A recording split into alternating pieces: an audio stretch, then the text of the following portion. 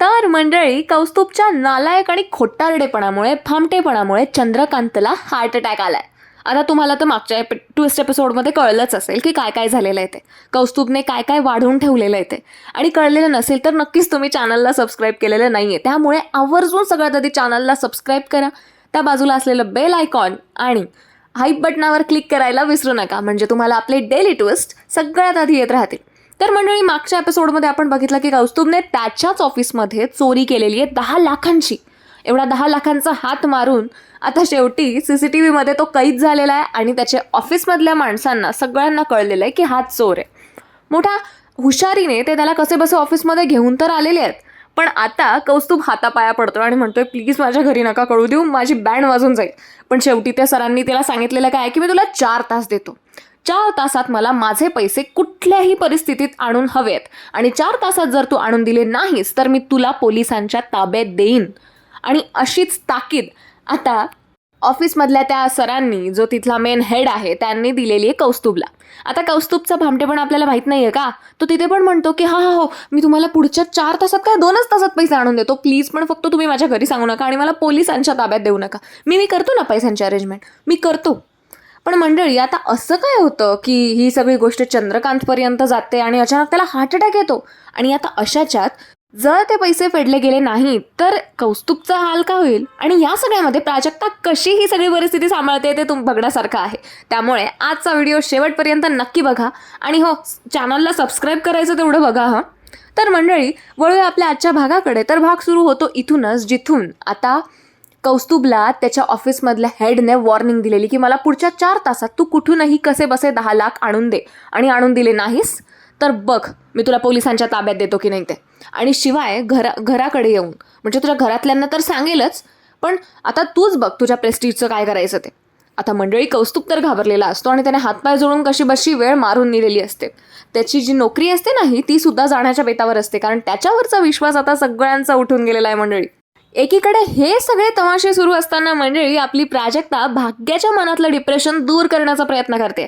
भाग्या आता त्याच डिप्रेशनमध्ये आहे, म्हणजे तिला सारखं टेन्शन आलेलं आहे की हे सगळं कसं झालं, काय झालं, आणि आपल्या बाबांना किती काही काही ऐकून घ्यावं लागलं. ती त्याच विचारांमध्ये रडत कुडत असते आणि तिला याच विचारांमधून बाहेर काढण्यासाठी आपली प्राजक्ता खूप छान अशी शक्कल लढवते आणि ती आता भाग्याला तिच्या हॉबीजकडे वळवते. आणि भाग्याला आता सहसा जास्त करून डान्स करायला आवडतो, म्हणजे भाग्या खूप एक उत्तम डान्सर असते, त्यामुळे ती तिला हळूहळू तिच्या हॉबीजकडे वळवते आणि तिला कशी बशी त्यामध्ये गुंतवण्याचा प्रयत्न करत असते. म्हणजे मंडळी, बहीण असावी तर प्राजूसारखी. तर प्राजू आता भाग्याच्या मनातून हळूहळू त्या गोष्टी काढण्याचा प्रयत्न करते, माहोल एकदम शांत करण्याचा प्रयत्न करते आणि ती सक्सेससुद्धा होते बरं का. म्हणजे तिला यश मिळतं आहे त्या सगळ्यामध्ये. पण आता तिला काय माहीत विचारीला की आपल्या भावाने दुसरीकडे काय वाढवून ठेवलं आहे ते. आहे ना, आहे, ऐका. बरं, एक सॉफ्ट रिमाइंडर, तुम्ही चॅनलला सबस्क्राईब केलेलं आहे ना आणि व्हिडिओला लाईक करायला विसरू नका. मंडळी, तुम्हाला पण सगळ्यांना प्राजूसारखी बहीण असेल ना. चला बरं, तुमच्या बहिणीतली एक छानशी खासियत आणि तिचं नाव मला कमेंटमध्ये सांगा. तिला सगळ्यात जास्त काय छान जमतं ते सुद्धा मी उद्याच्या व्हिडिओमध्ये ते अनाऊन्स करून सांगेल. तर मंडळी, आता वेळेमागून वेळ जात असते, म्हणजे असा घड्याळाचा ठोका जसा पुढे सरकत असतो तशी कौस्तुभची धडधड वाढत असते. तो तर आता घरी आलेला आहे, पण घरी येऊन त्याला प्रचंड घाम फुटलेला आहे. त्याची लक्षणं काही ठीक दिसत नसतात, म्हणून घरातले सगळेजण त्याला आळीपाळीने विचारत असतात की सगळं ठीक आहे ना. पण तो कसला, त्याचा भामटेपणा स्पष्ट त्याच्या चेहऱ्यावर दिसत असतो, पण तो कसला सांगतोय कोणाला. तो आता पैसे कसे गोळा होतील तो विचार करत असतो.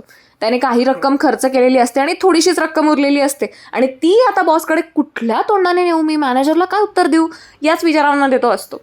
आणि मंडळी, आता 3 तास उलटतात आणि 3 तासांपलीकडे शेवटचा 1 तास उरतो, तेव्हा तो घरातून आता गायब होतो. आणि पाठोपाठ तेवढीही वेळ निघून गेल्यानंतर आता तो मॅनेजर त्याला कॉलवर कॉल करायला लागतो. म्हणजे बॉस पण कॉल करतो, मॅनेजर पण कॉल करतो, पण आता कौस्तुभ कोणाचाही फोन उचलत नसतो. त्यामुळे थेट आता त्याच्या बॉसचा नाईलाज झाल्यामुळे तो आता घरीच पोलीस पाठवतो. हो मंडळी, वैद्य कुटुंबियांवर आता हे नवीन संकट आलेलं आहे. म्हणजे वैद्य कुटुंबियांच्या घरापर्यंत आता पोलीस येतात आणि त्यांनी कौस्तुभने काय फ्रॉड केला आहे, काय चोरी केलेली आहे, ते सगळे पाढे वाचू लागतात त्याच्या चुकांचे. आणि आता हे कळताच आपल्या चंद्रकांतला खूपच जास्त मोठा धक्का बसतो. पहिलं तर तो म्हणतो की नाही असं कसं, पण जेव्हा नंतरून त्याला पुराव्यांसकट गोष्टी कळतात तेव्हा त्याला खूप मोठा धक्का बसतो. बाहेर पोलिसांचा काय आरडाओरडा सुरू आहे म्हणून प्राजू आणि भाग्य दोघंही बाहेर येतात आणि त्यांना ते बघून खूप जास्त मोठा शॉक लागतो की बापरे, हे असं कसं झालं. कौस्तुभने पुन्हा एकदा कांड केलं आणि त्याच्यामुळे संपूर्ण घराकडच्यांना म्हणजे संपूर्ण घरातल्या कुटुंबियांना खाली मान घालावी लागली. मंडळी, आता एवढ्याने झालेलं नाहीये. आता त्याला अटक करायला पोलीस येतात, पण तोच घरामध्ये नसतो. खरं तर पोलीस ब्लेम करत असतात चंद्रकांतला की तुम्हीच त्याला लपवलेलं आहे ना, खरं सांगा. तेव्हा चंद्रकांत म्हणतो ही केस टाकली कोणी, मला त्यांच्याकडे घेऊन चला, मी त्यांच्याशी बोलतो. आता बिचारा चंद्रकांत आपल्या मुलाच्या गुन्ह्यांवर पाणी लोटायचा प्रयत्न करत असतो. म्हणजे असं नाही की तो त्याला शिक्षा देणार नाही, पण तो त्याच्या मुलाला कसं वाचवता येईल ते बघत असतो. आणि ऑब्व्हियसली तो आल्यानंतरून तो तर त्याला शिक्षा देईलच, पण सध्या तरी त्याचं जेलमध्ये जाणं कसं टळेल या मागे चंद्रकांत असतो.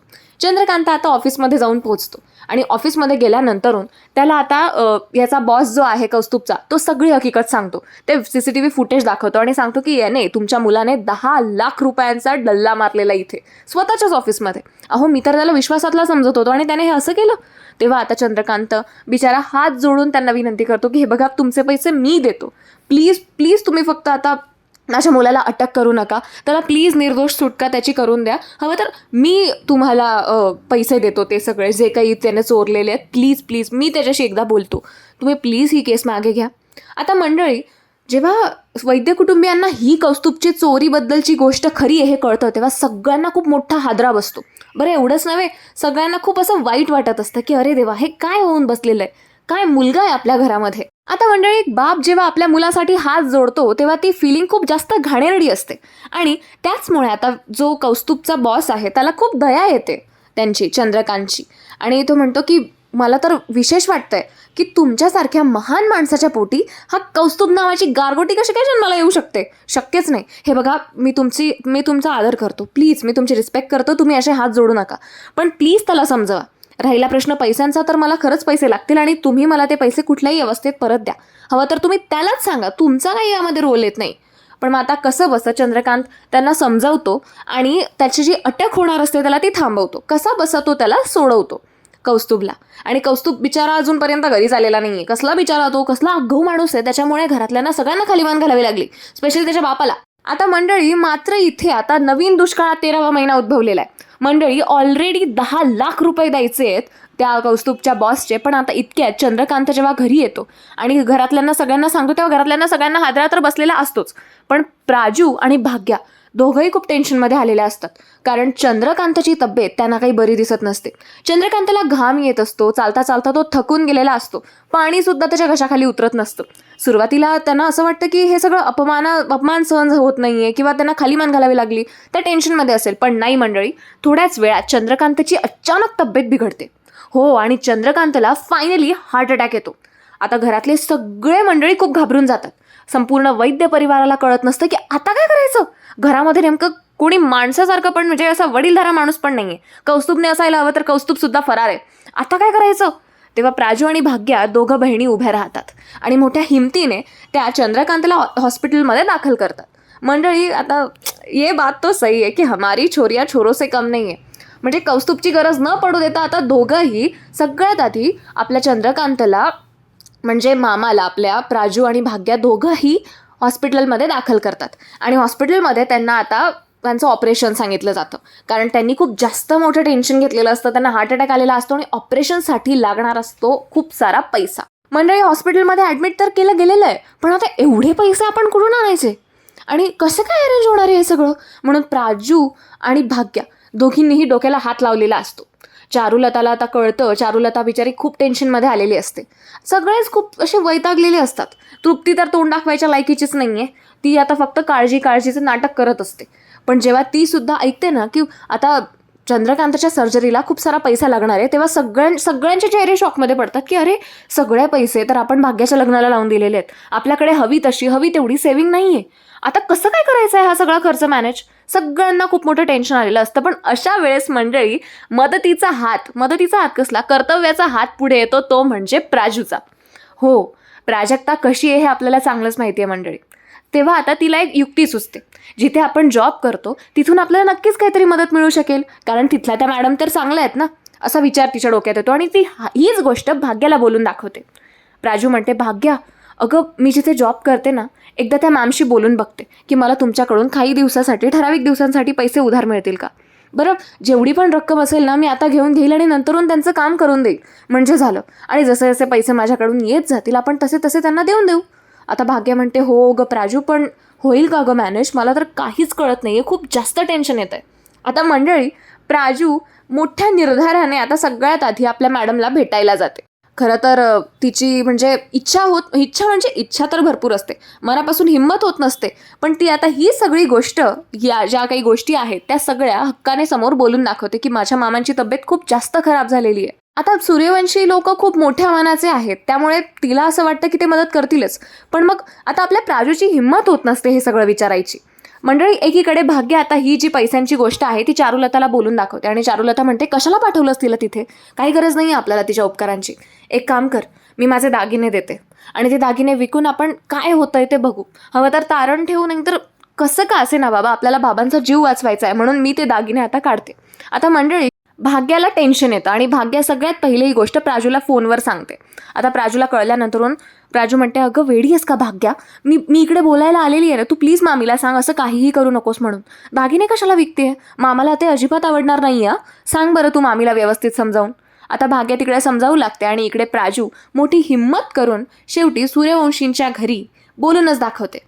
आता सुलक्षणाला जेव्हा ही गोष्ट कळते पैशांची, तेव्हा सुलक्षणा कुठलाही विचार न करता थेट प्राजूला विचारते अगं एवढीच गोष्ट होती ना, मग मला तू हक्काने सांगायचंस ना. अगं तू काम करतेस आपल्या इथे, तुला गरज आहे ना, तू अशी हे बघ म्हणजे असं विचार नको करू कसला, म्हणजे असं अवघडल्यासारखं नको वाटू देऊस. किती पैसे हवे आहेत, कुठलाही विचार न करता आता सुलक्षणा थेट प्राजक्ताला पैसे उधारीवर द्यायला तयार होऊन जाते.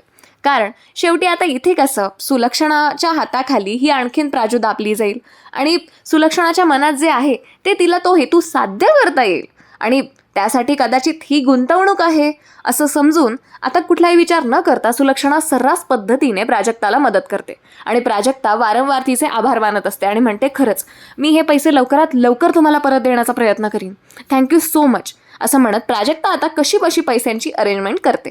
सो मंडळी बघा ना, आता कौस्तुभने जिथे उभं राहायला हवं होतं तिथे प्राजू आणि भाग्याने परिस्थिती सावरून घेतली आणि आता अशा प्रकारे प्राजू हॉस्पिटलमध्ये येऊन पोहोचते आणि सगळ्यात आधी आपण आणलेले पैसे डॉक्टरांना देते, म्हणजे जी काही फीज आहे ती भरते. आणि आता प्राजक्ताने एवढ्या निर्धाराने किंवा एवढ्या मेहनतीने जे काही केलेलं आहे त्याबद्दल चारुलताला तिचा थोडाफार अभिमान वाटायला लागतो, म्हणजे बरं वाटायला लागतं, अभिमान नाही म्हणता येणार.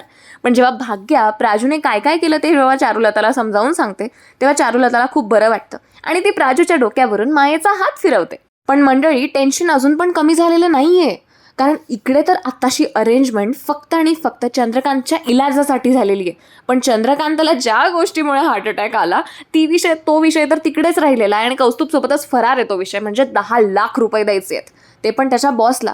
आता मंडळी, ही सगळी घालमेल कशी काय पूर्ण होईल? आता प्राजक्ताने या गोष्टीवरचं सोल्युशन तर काढलंय, पण आता कौस्तुभच्या कुठल्या प्रॉब्लेम्समध्ये प्राजू काही सोल्युशन काढू शकेल का? तुम्हाला काय वाटतं मला कमेंट्समध्ये नक्की सांगा. आणि हो, तुम्ही चॅनलला सबस्क्राईब केला आहे की नाही? त्याचबरोबर खालील हाईप बटन आणि बाजूचा बेल आयकॉन प्रेस करायला विसरू नका, म्हणजे आपले सगळ्यात आधी अपडेट्स तुमच्यापर्यंत येत जातील. शिवाय मंडळी, आजचा भाग कसा वाटला ते मला नक्की सांगा आणि मी जो प्रश्न तुम्हाला विचारलाय त्याचंही उत्तर द्यायला मला विसरू नका. तसंच मागच्या एका व्हिडिओला श्रद्धा साळुंखे, उषा काने, रोंडेकर यांनी खूप छान छान कमेंट्स केलेल्या आहेत आणि मला त्या खरंच खूप आवडलेल्या आहेत, कारण त्यांनी त्यांची मतं सांगितलेली आहे. कोणी म्हणते की तुम्ही छान सांगता, तर कोणी म्हणते त्या आजीला घरातून बाहेर काढा. सो मंडळी, तुम्हाला अजून काही असं वाटत असेल तर मला सांगत चला, म्हणजे मी तुमची मतं सुद्धा आपल्या व्हिडिओमध्ये ॲड करत चलेल. तोपर्यंत भेटूया लवकरच. धन्यवाद.